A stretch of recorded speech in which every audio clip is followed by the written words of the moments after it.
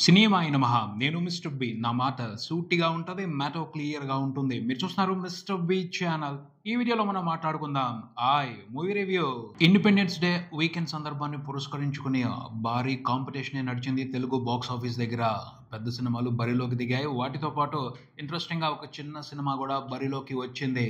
పోతే ఆ సినిమాని చిన్న సినిమా అనకూడదు. స్కేల్ వైజ్ చిన్న సినిమా గానీ ఆ సినిమా వెనక పెద్ద మనుషులే ఉన్నారు. అయినా పెద్ద సినిమాలతో పోటీ అంటే ఎంతో కొంత రిస్క్ ఉంటది. ఎవరంటే వాళ్ళు ఆ రిస్క్ తీసుకోలేరు. గీతా ఆర్ట్స్ కాబట్టే రిస్క్ తీసుకోగలిగింది. ఆ రిస్క్ తీసుకోవటం వెనక కొన్ని క్యాలిక్యులేషన్స్ ఉన్నాయి. ఆ క్యాలిక్యులేషన్స్ గురించి మనం మండే టెస్ట్‌లో మాట్లాడుకుందాం. ఇప్పటికైతే సినిమాలో ఉన్న ఎంటర్‌టైన్‌మెంట్ గురించి విపులంగా మాట్లాడుకుందాం మన సమీక్షలో. కథ విషయానికొస్తే మేము ఫ్రెండ్స్ అంటే ఈ టైటిల్‌ని బట్టే అర్థం చేసుకోవచ్చు. గోదావరి ప్రాంతంలో నడిచే ఫ్రెండ్స్ కథ ఈ సినిమా అని. సుబ్బు, హరి, కార్తీక్ వీళ్ళ ముగ్గురే ఆ ఫ్రెండ్స్. వీళ్ళ ముగ్గురు మధ్యన నడిచే కథే ఈ సినిమా. పోతే లైన్ పరంగా చూసుకుంటే ఆ కథ చాలా సింపుల్ కథ. వెరీ వెరీ సింపుల్ కథ.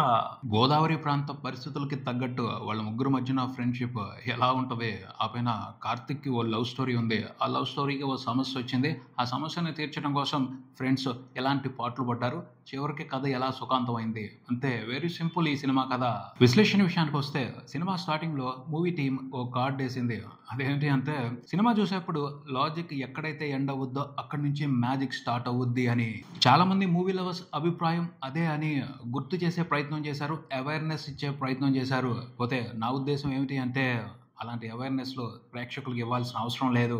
ఎందుకంటే ప్రేక్షకులకి అన్నీ తెలుసు, అంతా తెలుసు. ఎప్పుడు లాజిక్ పట్టించుకోవాలో, ఎప్పుడు మ్యాజిక్‌ని ఎంజాయ్ చేయాలో, ఎప్పుడు తిట్టాలో, ఎప్పుడు మెచ్చుకోవాలో అంతా తెలుసు వాళ్ళకి. భయపడేవాడే లేకపోతే వాళ్ళ పనితనం మీద వాళ్ళకి నమ్మకం లేని వాళ్ళే అవేర్నెస్ ఇచ్చే ప్రయత్నం చేస్తారు. పనితనం తెలిసినవాడు పని చేసి చూపెట్టి మెప్పు పొందుతాడు. పోతే ఈ మూవీ టీం అనవసరంగా టెన్షన్ పడ్డారు అని అనిపించింది.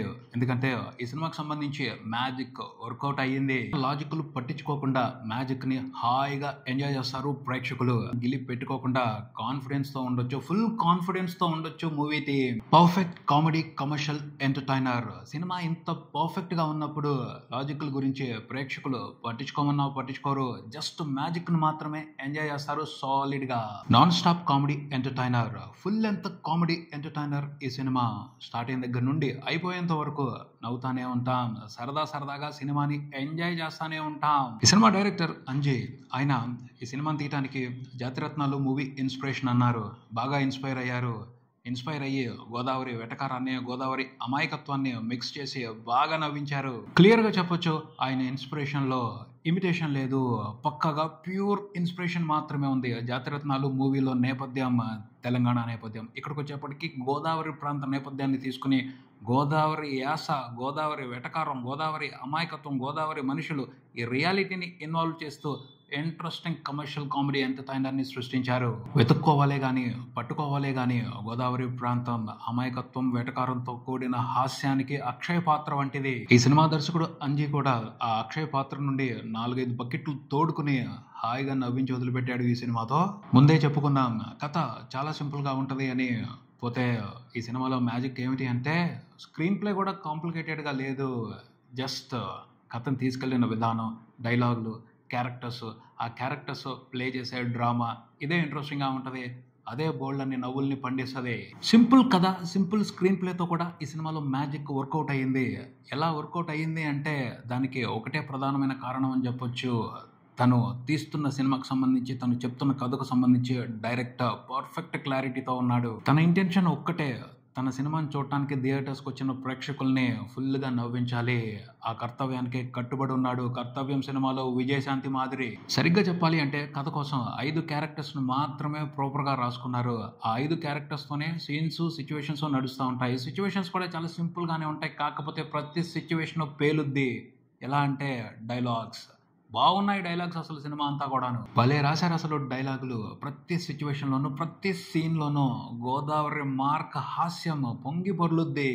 అది ఓ ప్రవాహం అవుద్ది. ఆ ప్రవాహంలో మనం ముద్దైపోతాం తడిసి. సినిమా చూసేప్పుడు ప్రేక్షకుల్ని తనివి తీర నవ్వించే ప్రోగ్రామ్ ఇద్దరికే పెట్టారు. రాజ్ కుమార్ కసిరెడ్డి అలాగే అంకిత్ కొయ్య. వీళ్ళిద్దరూ కలిసి నాన్ స్టాప్గా ఎంటర్టైన్ చేస్తానే వచ్చారు. మంచి కామెడీ టైమింగ్తో, మంచి జోకులతో.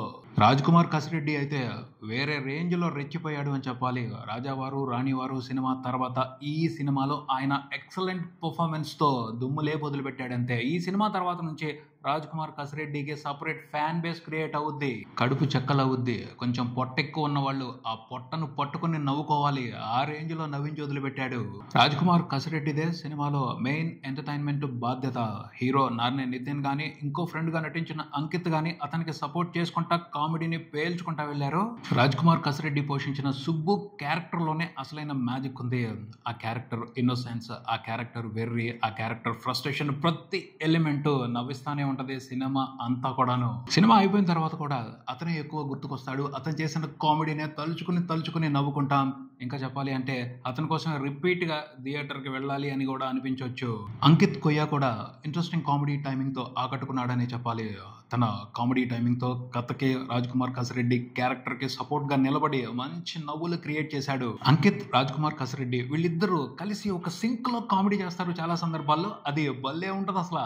ఓ పక్కన సపోర్టింగ్ ఆర్టిస్టుల నుంచి డామినేటింగ్ కాంపిటీషన్ ఉన్నప్పటికీ హీరోగా తన గుర్తింపుని నిలబెట్టుకున్నాడు నార్నే నితిన్. సిచ్యువేషన్స్ కి తగ్గట్టు ఎమోషన్స్ ని, ఎక్స్ప్రెషన్స్ ని నీట్ గానే పలికిస్తూ ఇంప్రెసివ్ గానే పర్ఫామ్ చేశాడు. అలానే నార్నే నితిన్ లక్కీ అని చెప్పాలి. మ్యాడ్ మూవీలో కూడా సపోర్టింగ్ ఆర్టిస్టుల నుంచి అన్ఎక్స్పెక్టెడ్ మ్యాజిక్ వర్కౌట్ అయ్యి సినిమా హిట్ అయిపోయింది. ఈ సినిమా కూడా అలాగే వర్కౌట్ అయిపోద్ది. వరుసగా రెండో హిట్ హీరోగా ఇక సెట్ నార్నే నితిన్. పోతే అతను డాన్సులు బాగానే చేశాడు, ఫైట్లు బాగానే చేశాడు, రొమాన్స్ పర్వాలేదు అమాయకంగా బాగానే చేశాడు, గోదావరి కుర్రోడి లాగా. సినిమాలో కామెడీతో పాటు లవ్ స్టోరీ కూడా ఉంది. లవ్ స్టోరీ రెగ్యులర్ గానే ఉంటది, సింపుల్ గా ఉంటది, అయినప్పటికీ నీట్ గా ఉంటది, క్యూట్ గా ఉంటది, సరదాగా అలా గడిచిపోద్ది, వెళ్ళిపోద్ది. ఈ లవ్ స్టోరీ కోసం సినిమా డైరెక్టర్ క్రియేట్ చేసిన సమస్య రెగ్యులర్ గానే ఉంటది, కానీ దాన్ని బేస్ చేసుకుని ఇంటర్వెల్ లో ఇచ్చిన ట్విస్ట్ ఇంట్రెస్టింగ్ గా ఉంటది. సినిమా ఫస్ట్ హాఫ్ చాలా ఇంట్రెస్టింగ్ గా, చాలా ఎంటర్టైనింగ్ గా కంప్లీట్ అయిపోద్ది. ఇంటర్వెల్కి వచ్చేప్పటికి కులం అనే సమస్యను తీసుకున్నాడు. ఇక దీన్ని బేస్ చేసుకుని సెకండ్ హాఫ్ లో ఎమోషనల్ టచ్, సీరియస్ టచ్ ఇస్తాడేమోనని భయపడటం జరిగింది. పోతే డైరెక్టర్ ఫుల్ క్లారిటీతో ఉన్నాడు. ఈ సినిమా కామెడీ మాత్రమే ఇవ్వాలి అనుకున్నాడు. సో సీరియస్ ఎమోషన్స్ జోలికి వెళ్లకుండా సెకండ్ హాఫ్ లో కూడా ఫుల్ లెంత్ కామెడీతో హాయిగా నవ్వించాడు. అది క్లారిటీ, అది స్మార్ట్నెస్. చాలా మంది ఫిల్మ్ మేకర్స్ ఈ స్మార్ట్నెస్ ని ప్రదర్శించలేకే యావరేజ్ రిజల్ట్స్ ని, ఫెయిల్యూర్స్ ని ఎక్కువగా చూస్తా ఉన్నారు తెలుగు ఫిల్మ్ ఇండస్ట్రీలో. సినిమా ఫస్ట్ హాఫ్ లో ఆడియన్స్ ని ఒక రకంగా ప్రిపేర్ చేసి సెకండ్ హాఫ్ వచ్చేప్పటికి అనవసరమైన టర్న్ తీసుకుని దాన్ని ప్రాపర్ గా డీల్ చేయలేక డీలా పడిపోతున్నారు. సినిమా తీసేప్పుడు ఏం చెప్పాలి అనుకుంటున్న దానికి సంబంధించి క్లారిటీతో ఉండాలి. నవ్వించాలనుకుంటున్నాను, నవ్వించి పారేసే. ఎమోషనల్ హై ఇవ్వాలనుకుంటున్నాను, దానికి సంబంధించి స్క్రీన్ ప్లేని ప్రిపేర్ చేసుకుని దానికి తగ్గట్టు ఎంటర్టైన్మెంట్ ఇవ్వాలి. అంతేగాని అది కావాలి ఇది కావాలి అన్ని చెప్తాను అంటే ఏది కాకుండా పోద్ది. ఈ సినిమా ఎండింగ్ కూడా ఎంత బ్యూటిఫుల్ గా, ఎంత స్మార్ట్ గా, ఎంత నీట్ గా ఉందో. క్లైమాక్స్ లో ఫాదర్ ఎమోషన్ ని తీసుకుని నీట్ గా ఎమోషనల్ టచ్ ఇచ్చి చాలా డీసెంట్ గా కంప్లీట్ చేశాడు సినిమాని. ఎటువంటి డిస్టర్బెన్స్ లేకుండా, అనవసరమైన ఆలోచనలకి అవకాశం ఇవ్వకుండా. ఈ సినిమాని చూసి తెలుసుకోవచ్చు ఓ లెక్కలో కమర్షియల్ ఎంటర్టైనర్ ని ఎలా తీయొచ్చో. చాలా సింపుల్ విషయాలు ఉన్నాయి, ఆ విషయాల్ని గ్రహిస్తే చాలు. అనవసరంగా ప్రేక్షకుల్ని సినిమాని ఎలా చూడాలి, ఇలా చూడకూడదని ఎడ్యుకేట్ చేయాల్సిన అవసరం ఉండదు, అవేర్నెస్ ఇవ్వాల్సిన అవసరం కూడా ఉండదు. పాటలు వినటానికే కాదు, చూడటానికి కూడా చాలా అందంగా ఉన్నాయి. పాటలు తీయడానికి సంబంధించి బ్యూటిఫుల్ క్రియేటివ్ సెన్స్ ఉంది ఈ సినిమా డైరెక్టర్ కి. గోదావరి అందాలకి లైట్ గా విఎఫ్ఎక్స్ టచ్ ఇచ్చి సూఫియానా సాంగ్ ని బ్యూటిఫుల్ గా తీశాడు. చాలా హాయిగా అనిపించింది ఆ పాటని ఆన్ స్క్రీన్ మీద చూస్తున్నప్పుడు. వీణులు విందు, విజువల్ ట్రీట్ కూడా చాలా బాగుంది ఆ పాటలో. హీరోయిన్ బాగా చేసింది. హీరోయిన్ అనే కాదు, సినిమాలో ఉన్న ఆర్టిస్టులు అందరూ కూడా బాగా యాక్ట్ చేశారు. ఎందుకంటే డైరెక్టర్ కి క్లారిటీ ఉంది. డైరెక్టర్ క్లారిటీతో ఉన్నప్పుడు ఆర్టిస్టులు అందరూ కూడా అదరగొట్టే పర్ఫార్మెన్స్ లో ఇస్తారు. మొత్తంగా ఈ సినిమా గురించి చెప్పేది ఏమిటి అంటే, చాలా బాగుందండి. ఎంత బాగుంది అంటే టెన్షన్స్, ప్రెషర్స్, ఫ్రస్ట్రేషన్ ఇవన్నీ మర్చిపోయి హాయిగా ఎంజాయ్ చేసేంత బాగుంది. రిఫ్రెష్ అయిపోతారు, రిలీఫ్ వస్తుంది. ఫ్రెండ్స్ తోనే కాదు, ఫ్యామిలీతో కూడా కలిసి చూడండి, బాగా ఎంజాయ్ చేస్తారు. Don't miss it. ఇదే ఇక్కడికి మరో వీడియోతో మళ్ళీ కలుద్దాం. ఈ వీడియో మీకు నచ్చితే లైక్ చేయండి, మీ ఫ్రెండ్స్ తో షేర్ చేసుకోండి, మీ అభిప్రాయాన్ని కామెంట్ చేయండి, ఈ ఛానల్ ని సబ్స్క్రైబ్ చేయండి. నేను Mister B. Keep watching Mister B channel. Thank you.